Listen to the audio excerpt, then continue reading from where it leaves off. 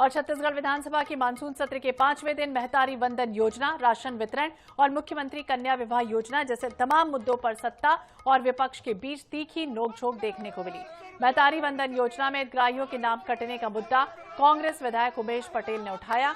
जवाब में मंत्री लक्ष्मी राजवाड़े ने बताया है कि 1,55,000 से अधिक हितग्राहियों का ई-KYC नहीं हुआ है, जबकि मृत और अपात्र हितग्राहियों के नाम भी सूची से हटाए गए हैं।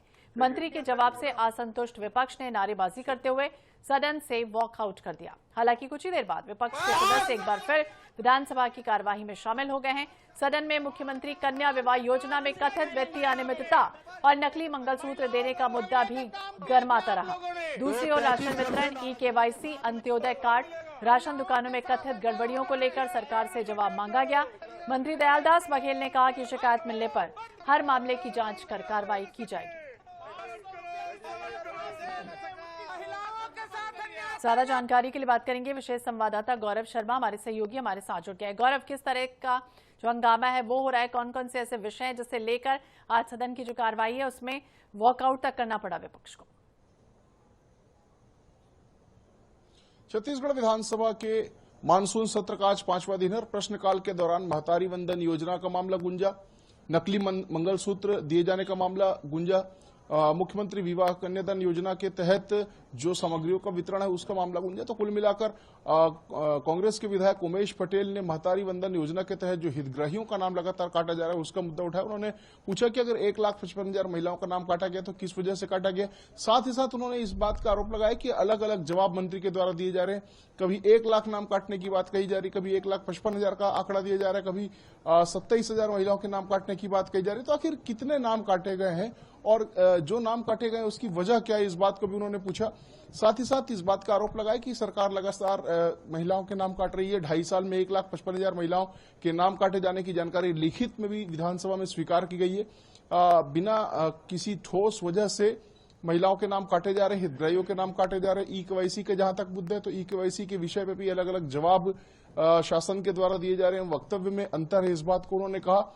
इसके साथ ही साथ मंगलसूत्र का जो मामला है, नकली मंगलसूत्र का मामला भी सदन में गूंजा। अनिला भेड़िया ने इस विषय को उठाया। उन्होंने कहा कि जब पूर्ववर्ती रमन सिंह की सरकार थी तब भी चांदी का मंगलसूत्र दिया जाता था, तब भी महंगाई थी।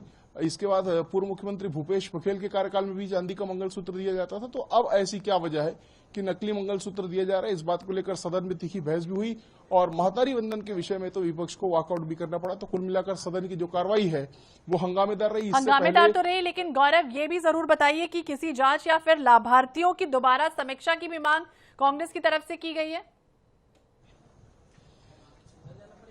देखिए, पोर्टल दोबारा खोलने को लेकर बात कही गई थी कि पोर्टल क्या दोबारा खोला जाएगा। इस पर कोई भी ठोस जवाब मंत्री की ओर से नहीं आया।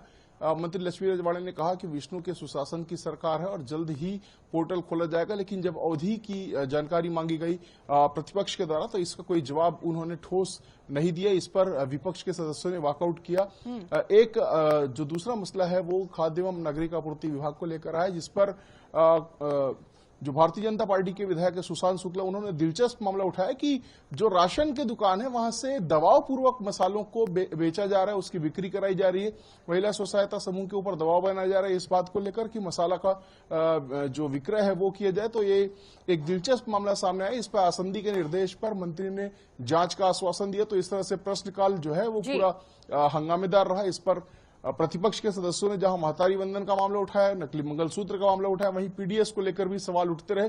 इसके बाद मैं बताना चाहूंगा कि अविश्वास प्रस्ताव जो है आज उसकी शुरुआत हो चुकी है। नेता प्रतिपक्ष डॉक्टर चरणदास महंत ने अविश्वास प्रस्ताव पेश किया। 136 सप्ताह की सरकार के लिए 136 बिंदुओं पर अविश्वास प्रस्ताव जो है वो विपक्ष ने पेश किया, जिसमें अशासकीय संकल्पों की अवमानना से लेकर हसदेव कोल आवंटन, बलौदाबाजार कलेक्ट्रेट में आगजनी, किसानों के साथ अन्याय, प्रजातांत्रिक मूल्यों का चीरहरण, पिछली सरकार की योजनाओं का नाम बदलना और बंद करना, पेशा कानून का उल्लंघन जैसे 136 बिंदुओं को अविश्वास प्रस्ताव में विपक्ष ने शामिल किया। नेता प्रतिपक्ष डॉक्टर चरणदास महंत का कहना है कि 136 सप्ताह इस सरकार को हुए और 136 नाकामियों पर प्रतिपक्ष ने अविश्वास प्रस्ताव लाया। हालांकि उनके दावों पर, उनके भाषण की शुरुआत होने पर जो सत्ता पक्ष के सदस्य ने उन्होंने टोका टाकी भी की, उन्होंने सरकार की उपलब्धियां बताने की भी कोशिश की। लेकिन इस वक्त सदन में अविश्वास प्रस्ताव पर चर्चा की शुरुआत हो चुकी है।